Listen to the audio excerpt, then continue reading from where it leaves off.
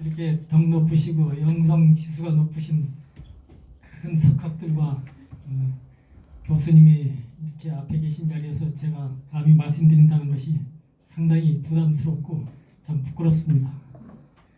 지금까지 여러분께서 이렇게 발표를 하시고 뭐 이런 내용들을 들어보니까 저는 상상도 못할 내용들이 나오는 걸 보고 사실 이 글을 적으면서도 맨날 반복되는 얘기, 왜 이렇게 교과서적인 얘기만 하고 사랑한다는 얘기만 하냐 해서 짜증이 날 때가 많았어요, 사실은. 그 기록을 하면서도. 그런데 이렇게 하나하나 글자의 의미를 되새겨서 또 이렇게 풀이를 해가지고 발표하시는 걸 보니까 참 제가 어리석고 우매하다는 것을 새삼 깨닫게 됐습니다. 그래서 제가 이 범신 스님하고 만난 것은 뭐 운명적인 만남이죠, 사실은. 한 30여 년 같이 이렇게 생활을 했으니까. 저도 어려서는 교회를 열심히 나간 그런 사람 중에 하나였거든요. 그러면서도 이제 의문이 항상 그거예요. 왜 전지전능하신 하나님인데 왜 누구는 잘 살고 누구는 저렇게 못 살고 이렇게 차별이 많은가? 그거에 대한 의문이 굉장히 컸어요. 그런 걸 질문하면은 제대로 대답해주는 목사님이 안 계시더라고요. 그래서 그건 그냥 의문으로 남았고, 또 제가 살던 곳이 이제 공동묘지 부근이었기 때문에 한 달에 한두 번은 꼭 이렇게 상여 소리 듣고 이제 그런 걸 보면서 죽음에 대한 의문을 또 일찌감치 이제 어린 나이에 이제 품게 되었고, 그런 것을 이제 교회 다니면서도 항상 의문이 있었는데, 저도 이제 그 사회생활을 하다가 그런 의문들이 이제 문득 떠올라가지고 고민하던 차에 이제 스님을 만나가지고 그런 의문들을 이제 좀 풀게 됐어요. 불교에서는 아까도 말씀했지만은 개개인의 업이 다르고 그 업에 따라서 자기가 지금 영위를 하기 때문에 그런 것으로 이제 이해를 해서 거기에 대한 의문을 조금 풀긴 풀었어요. 그렇지만은 윤회를 인정했을 때 그 가르마도 이제 성립이 된다고 보거든요. 윤회가 없으면은 단생이 끝나면은 업이고 뭐고 다 의미가 없고 그건 참 이론적으로 성립이 안 된다 이렇게 생각을 하는데, 불교에서는 이제 그런 윤회에 대한 얘기도 있고 해가지고 제가 이제 불교에 이제 귀의를 하고 스님을 따라서 이제 여태껏 이제 배우고 듣고 지금까지 지금 살아오고 있는데, 사실은 저도 뭐 정식 교단에서 뭐 이렇게 불교학을 전공하거나 배운 적은 없어요. 스님 저 글을 통해서 스님의 세계를 엿보지 뭐 비유하듯이 숟가락은 국맛을 모른다고 글을 쓰면서도 그 진리를 지금까지도 뭐 제대로 파악은 하지 못하고 있습니다. 그렇지만 이제 의문이 나면은 이제 질문을 하죠.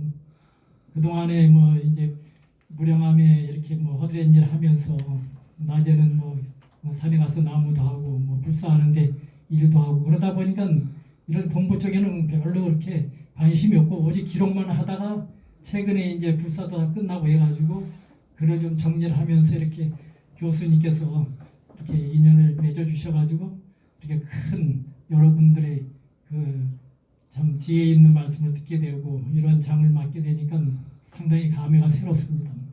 그래서 제가 느낀 바로는 범신 스님의 세계에 대해서 굉장히 궁금하고 뭐 이렇게 지금 발표하는 내용들을 보니까 잠깐 제 생각을 말씀드리자면은, 불교에서는 이제 그 분명한 그 수행 체계가 있어요. 지휘 체계가 있고 자기가 공부한 거에 따라서 그 분명한 계급이 나눠진다고, 등급이. 그래서 이제 사양사과 중에서 아라함과를 증득한 사람은 더 이상 배울 것이 없는 무학성자라고 그래요. 그런 분들이 그 무량함에 오시면은 아라한전이 있어요. 거기에 1380분이라는 분이 이제 모셔져 있는데 저는 의문이 그거예요. 더 이상 배울 것이 없는 분들인데 뭐가 아쉬워서 범신 스님을 찾아와서 예를 올리고 그곳에 앉겠다고 이렇게 얘기를 했나, 이제 그게 궁금했던 거예요. 그것을 이제 물어보니까 불교에서는 자기 공부가 마친 분들은 이제 아라한이라고 하지만은 아직 보살의 지위는 못 올랐다 이거예요. 보살이라는 것은 나도 이렇고 자리 이탈을 실천하러 온 존재들이거든요, 이 세상에. 그래서 수없는 보살이 등장을 하는데 화엄경의 입법객품이라는 것이 있어요. 선제동자가 53 선지식을 찾아가는 것이 우리 인생 역정에 비유한 거라고 그래요. 거기에는 뭐 훌륭한 선지식들이 있고 그러지만 뭐 술주정뱅이, 기생, 뭐 장자, 뭐 여러 모습으로 그 법을 일러주는 분들이 다 선지식들이에요. 그런 분들이 이제 보살의 행을 이제 세상에 그런 모습으로 나와서 한다 이거예요. 그래서 제가 저 책을 쓰면서 마지막 장에 보면은 빈나덴이라는 사람이 스님한테 와서 자기 잘못을 이제 고백하는 그런 내용이 나와요. 그래서 이런 악인이 뭐하러 스님한테 오십니까 이제 그 얘기를 하니까 스님 얘기가 그거예요. 이 세상은 한의 세계다 이거. 다 저마다 앞에 배역이 있다 이거. 이 세상에 나올 때. 그래서 그런 독재자라든지 뭐 히틀러라든지 김일성 뭐 푸틴 같은 존재들도 다 역할이 있다 이거요. 왜냐? 그런 사람들이 출연해서 사람들을 무자비하게 죽이고 공포에 휩싸이게 하면은 사람들이 평온하게 살다가 두려움을 느끼고 공포심을 느꼈을 때 뭔가를 의지하려는 그 신앙심을 갖게 된다 이런 얘기예요. 그런 역할을 하러 온 존재들이니까 그 사람들도 한 보살의 역할이다 했을 때 제가 그 얘기를 듣고 세상은 참 다양한 배역을 가지고 나온 존재들이 많구나. 이것을 어떻게 이해를 해야 되나 상당히 저도 생각을 많이 했어요. 그러면서도 인식의 세계도 넓어지고 세상을 보는 관점이 완전히 달라졌어요. 저는 비록 이렇게 뭐 옷을 입고 머리를 깎았지만은 스님하고는 차원이 다른 경계예요. 왜냐하면 업이 두터워서 이제 이 생에서 수행을 해라 하는 존재로 이제 죄수복을 입은 거예요 이게. 그렇지만 스님 같은 분은 전생에 이미 공부가 끝나서 이 세상에 나올 때 어느 세워가지고 나온 분들이 해가지고 원력보살이라고 그래요 이제 불교용어로. 그런 분들이 숱한 모습으로 목사님 모습, 뭐 신부님 모습, 다양한 모습으로 존재하면서 세상을 이끌어가고 리더십을 발휘하고 있다는 것이 저의 생각이에요. 그런 식으로 인식을 한다면은 종교라는 것은 하나의 이름일 뿐이고 다 진리를 향해 가는 존재들이기 때문에 똑같다 이거예요. 성품은 똑같지만 격이 다르다는 얘기예요. 분명히 종교의 세계도 다 지향하는 바는 내세지향적이고 착하고 선하게 살라는 것이 종교의 요점 아닙니까?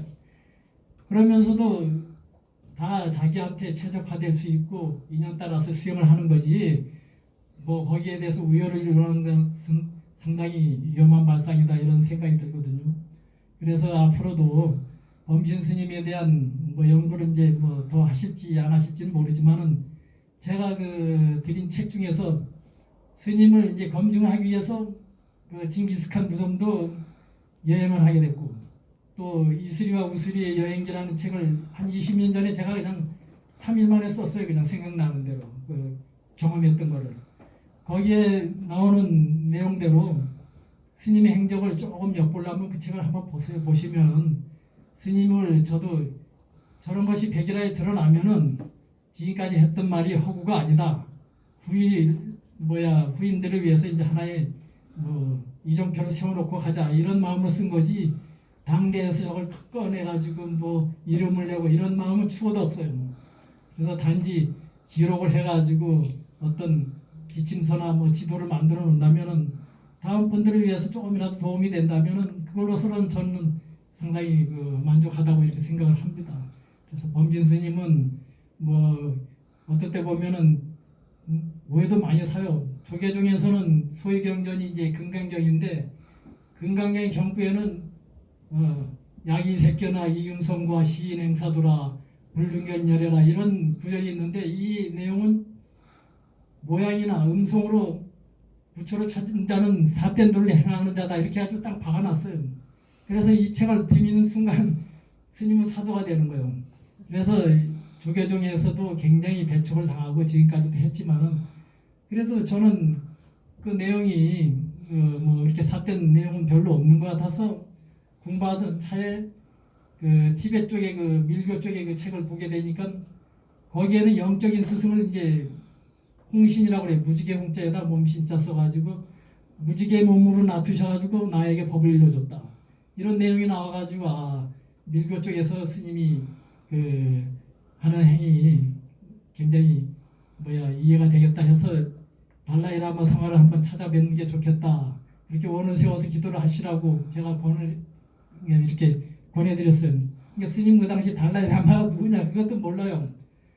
그런데 기도를 하니까 마침 인연이 돼가지고 어떤 스님이 주선해가지고 보통 그 양반을 칭견하려면 한 6개월씩 예약을 해야 되는데 바로 속전속결로 해가지고 보통 5분 10분 미팅인데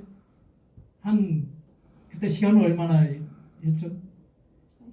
1시간 반을 하니까 다음 사람들이 밀려가지고 비서지들이 난리를 쳤다고 그래요. 그 달라이라마 성화도 숙명통이 열린 분이라서 스님의 전생을 본 거예요.